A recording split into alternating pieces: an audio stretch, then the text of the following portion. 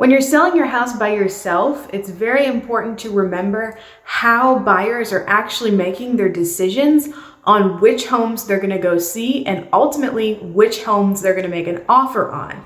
And that all comes down to pictures. With so many real estate websites out there available with home listings, now more than ever are pictures important. And if those pictures don't pop, buyers are going to swipe right on by your listing. So I want to give you some great tips on how to make the best photos that you can and when it might be a good idea to hire a professional.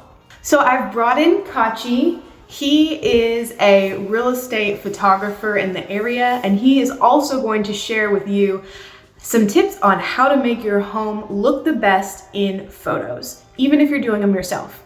So let's get started.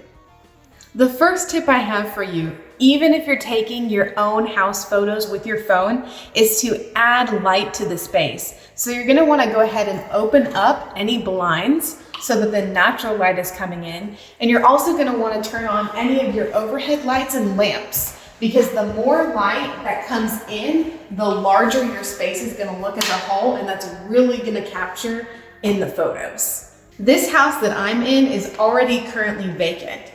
But if you're still living in yours, go ahead and pull any family photos or very distinguishing things off the walls or off of built-ins like these. That way there's nothing online that's distinguishing and tying you to this home, just for your personal safety. So now that we have turned on the lights, lit up the space, you've gone through and depersonalized your home, we're gonna go ahead and capture this space here. So the way that I like to do this, and the biggest tip that I have, is I see a lot of homeowners get stuck on the thought process of, okay, I'm going to capture my living room. So I'm gonna stand right here and capture the living room. But what I wanna encourage you to do is step back either into a corner, a hallway, or even an extra room like this, because by taking the picture back here, you're still not getting these doors in the frame, but you're showing off more of the area. And that's gonna make your home also seem bigger and more attractive to buyers. I'm gonna go ahead and capture this photo of the space. So now that I took my photo, we're gonna have Kachi take a photo. That way we can compare the difference between phone photos and photos from a professional photographer. Since you're here, I wanna go ahead and show you the photo I took, and then we'll also look at the photo that Kachi took and we'll compare the differences. So here's the one that I took in the space. I tried to turn on all the lights and get the best angle that I could to gather as much and show as much of the space as I could. This is a pretty good picture, but just looking at it right off the bat, I can already tell there are a couple of elements that are missing in this picture. For example, the room that we're trying to capture is a very large room. It has tall ceilings, and you can't really tell that from this picture because it's cut at the top right here. So, the fireplace mantle that extends up to the ceiling is not being captured. So that feeling, that space, you can't get that from this picture because the phone doesn't have a wide enough field of view to capture the space as it truly is and as majestic as it is. So let's go ahead and look at the photo you took and see what the differences might be.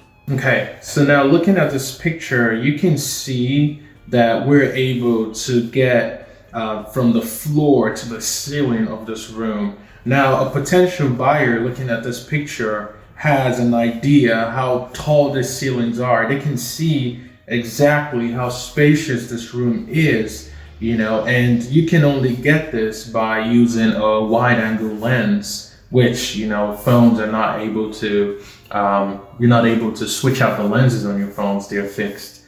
Whereas, with a professional camera, you can't switch that out. So that's where a professional photographer comes into play. If you're thinking about bringing your house, putting it up for sale by yourself, You can't go wrong with great photos. And I hope with this video you've learned a couple of tips on if you're gonna do it yourself, best practices to make those photos look as good as they can. But also through this experience, I've talked more with Kachi, and what we've talked about is that professional photos for your listing, wherever you're posting it, aren't as expensive as people may think. Yeah, that is true. They're not as expensive as you think, and it's a great investment. You get a great return because people see those pictures. Your house stands out from the rest of the other houses that are for sale. Like, people instantly stop and they're like, whoa, I want to see this. So that's about it for today's video. If you're interested in more resources on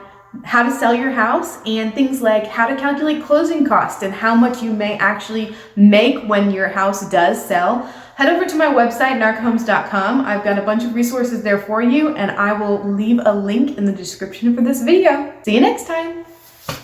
Peace.